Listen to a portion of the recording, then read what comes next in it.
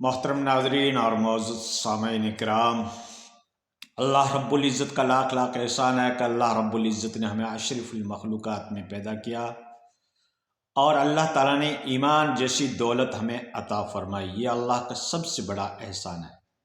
और दूसरा एहसान अल्लाह रब्बुल इज़्ज़त का ये है कि उसने हमें उम्मत मोहम्मद के अंदर पैदा फरमाया। ये अल्लाह का सबसे बड़ा एहसान है। तो दोस्तों, अल्लाह अगर चाहता तो हमें किसी और जिनसियात में पैदा कर देता, किसी और अशिया में हमारी पैदाइश कर देता, लेकिन अल्लाह ताला ने अशरफुल मखलूक़ात, अल्लाह रब्बुल इज़्ज़त ने 2 लाख से भी ऊपर मखलूक़ात बनाई और उसके अंदर हमारा सिलेक्शन दुनिया इंसानियत में किया, अशरफुल मखलूक़ात में किया। ये अल्लाह रब्बुल इज़्ज़त का सबसे बड़ा एहसान है। लेकिन फिर भी दोस्तों, कुछ नास्तिक या मुल्हिद किस्म के या एथिस्ट किस्म के लोग होते हैं जो अल्लाह रब्बुल इज़्ज़त को ही नहीं तस्लीम करते। इतनी अल्लाह ताला की कुदरत कामिला को देखने के बावजूद, इतनी अल्लाह ताला की हिकमतों को और अल्लाह ताला की बनाई हुई अशिया को देखने के बावजूद भी वो अल्लाह की ज़ात के ऊपर ईमान नहीं लाते। दुनिया में ऐसे 15% इस तरीके की आबादी है जो एथिस्ट की है, जो अल्लाह रब्बुल इज़्ज़त को भी तस्लीम नहीं करते। ज़ाहिर बात है कि जब दुनियावी इंसान पढ़ाई कर लेता है तो हर चीज़ में वो लॉजिक तलाश करने की कोशिश करता है, उसको फिज़िकली तौर पर उसकी एनालिसिस करता है, मादी असबाब के ज़रिए से उसको जांचने और परखने की कोशिश करता है।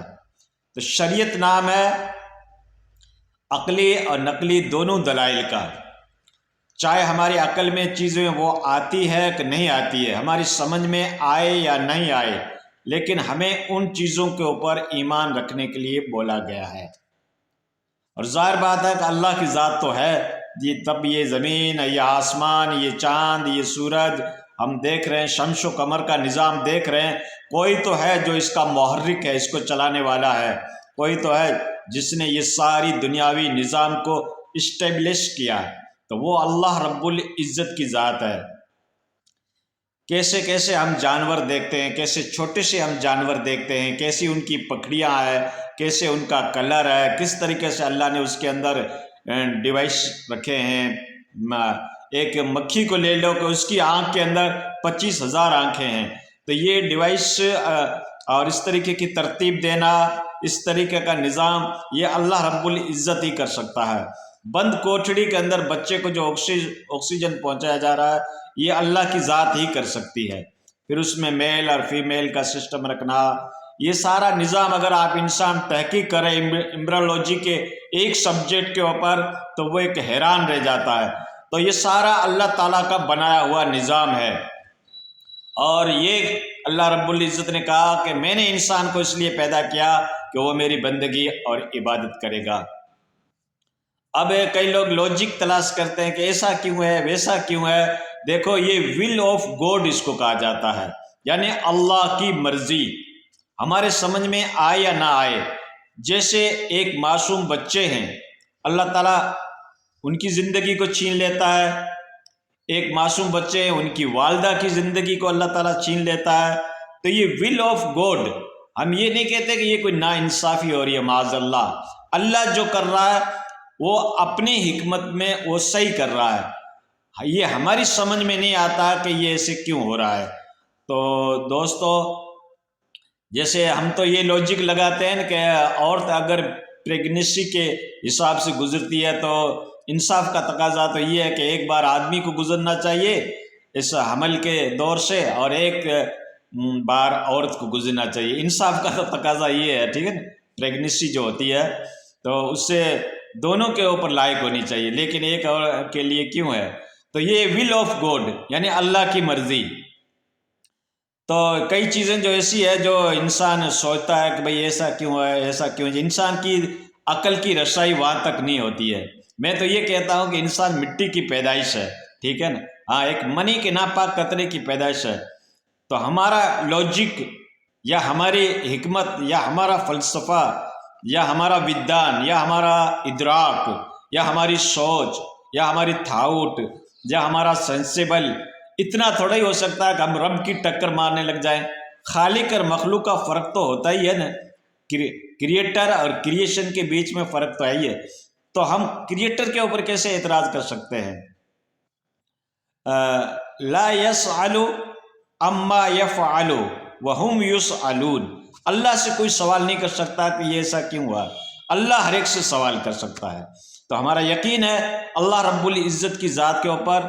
پہلے تو ہم ایتھسٹ کا اگر مقدمہ لڑیں گے تو ہم گاڈ ایگزسٹ کرتا ہے کہ نہیں کرتا، پہلے تو ہم اس کے اوپر بحث کریں گے. باقی کے جو ان کے جو اعتراضات ہیں شریعت مقدسہ کے بارے میں یا ریلیجن سے اس کے جو کانٹیکس میں وہ جو ڈسکس کرنا چاہتے ہیں وہ تو بعد کی باتیں ہیں. پہلے تو ان لوگوں کو یہ بھی سمجھ نہیں آتا کہ اللہ موجود ہے یا نہیں ہے، گاڈ ایگزسٹ کرتا ہے کہ نہیں کرتا ہے. تو پہلے تو ان سے یہی مقدمہ لڑیں گے، پھر ان کو دیگر باتیں سمجھائیں گے. تو دوستو، انسان کی جو عقل ہے وہ ایک محدود درجے کے اندر ہے، اور اللہ رب العزت نے تو انسان کی مشینری کو بنایا. انسان کو کس نے بنایا؟ گاڈ نے بنایا، اللہ نے بنایا. ہمارا کریٹر وہ ہے. تو ہمارے اندر کتنی صلاحیت ہوگی، کتنا سینسیبل ہوگا، کتنی دانشوری ہوگی، کتنا بندہ انٹیلیکچول ہوگا، تو وہ تو اللہ تو خوب جانتا ہے، کیونکہ اس کا انسان کا کریٹر اللہ ہے. تو اللہ نے انسان کو پیدا کیا تو ہماری تو اتنی عقل دی گئی جتنی اللہ نے ہمیں دی، ودیت کی. اللہ نے اس کو عطا کیا، گفٹ کیا جو عقل. بس ہماری تو عقل اتنی ہے. ہم اس کریٹر کے بارے میں کیسے آبجیکشن اٹھا سکتے ہیں؟ ان کی ذات کے اوپر کیسے اعتراضات کر سکتے ہیں؟ کیونکہ ہماری سوچ ہی ختم ہے، ایک محدود درجے کی ہے. اور اللہ رب العزت کی حکمتوں کو کون جان سکتا ہے؟ اللہ کی ایسے کیوں ہوا، ویسے کیوں ہوا. ہم تو دنیاوی اعتبار سے اس کے اسباب ڈھونڈنے کی کوشش کرتے ہیں، اس کا لاجک ڈھونڈنے کی کوشش کرتے ہیں، لیکن یہ کرنے والی اللہ کی ذات ہے.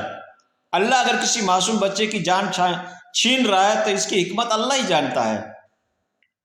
اللہ رب العزت نے سارے انسانوں کی عمر پہلے لکھ دی تھی. جفت القلم بما ہوا کائن، وہ ہو چکا تھا سب کچھ. اللہ کے علم میں تو سب کچھ ہے. ہم دیکھ رہے ہیں کہ ایسے ایکسیڈنٹ کیسے ہو گیا، ایسے اس کا انتقال کیسے ہو گیا، ایسی چھوٹی عمر میں کیسے ہو گیا، اللہ نے معصوم بچوں کی ماں کو کیسے چھین لیا. تو یہ ہماری سوچ ہے، اور ہماری سوچ محدود ہے. بس ظاہر تو ہمیں یہ ناانصافی دکھ رہی ہے، لیکن کیا اللہ بھی ناانصافی کرے گا؟ ناانصافی کا سب بھی تو ہم نے ہماری سمجھ سے لیا، اور ہماری سمجھ اللہ کی دی ہوئی ہے نا. تو ہم کہاں ورڈکٹ لے سکتے ہیں، ہم کہاں فیصلہ لے سکتے ہیں کہ یہ لیگل ہوا یا ان لیگل ہوا، یہ جائز ہوا یا ناجائز ہوا، یہ عدل و انصاف کے اوپر مبنی ہے یا یہ کیا ہے کہ ناانصافی ہے. ہم تو اپنی سوچ کی بیسس کے اوپر سوچتے ہیں نا، جتنی ہمیں ایک مختصر سی سوچ ملی ہے. تو دوستو، ساری دنیا کی حیثیت اللہ کے آگے ایک مچھر کے پر کے برابر بھی نہیں ہے. ٹھیک ہے، اللہ اگر چاہے تو آنے واحد کے اندر ایسی کئی گلیکسیاں بنا سکتا ہے، ایسی کئی پلینٹ ارض بنا سکتا ہے، ایسے کئی شمس اور قمر بنا سکتا ہے. اللہ کے لیے کوئی امپاسبل نہیں، کوئی ناممکن نہیں. ناممکن شبد اللہ کے یہاں ہے ہی نہیں. تو اس کی تو قدرت کاملہ کو کون پہچان سکتا ہے، اس کی حکمت کو کون جان سکتا ہے، اس کی شان و شفاعت کو کون پہچان سکتا ہے؟ بس اللہ نے جو ہمیں بتایا اپنی تعریف کے بارے میں، اپنی صفات کے بارے میں، بس ہم تو اتنا ہی جانتے ہیں. ہمارے پاس علم جو ہے ایک محدود درجے کے اندر ہے. ہماری کہاں اتنی کمپٹیشن ہے، کہاں اتنی صلاحیت ہے، کہاں اتنی ایبیبلٹی ہے، کہاں اتنی ہماری قابلیت ہے. ہم معاذ اللہ کی ذات کے اوپر اعتراض کریں جس نے ہر چیز کو پیدا کیا. اللہ اگر چاہے تو سب کو دانشور بنا دے، اللہ اگر چاہے تو سب کو اپنا مطیع بنا دے، اللہ اگر چاہے تو سب کو اپنے دین کے اوپر پابند کر دے. لیکن یہ اللہ کی مصلحت ہے، فری ول دے رکھا ہے انسان کو. انا ہدیناہ السبیل اما شاکرا و اما کفورا. تو بس یہ انسان کے اوپر اختیار چھوڑ دیا گیا ہے کہ روش شکر کی روش اختیار کرتا ہے یا نافرمانی کی کرتا ہے، دیریا بنتا ہے، ملحد بنتا ہے، ایتھسٹ بنتا ہے. تو دوستو، یہ انسان کے اوپر چھوڑ دیا گیا ہے.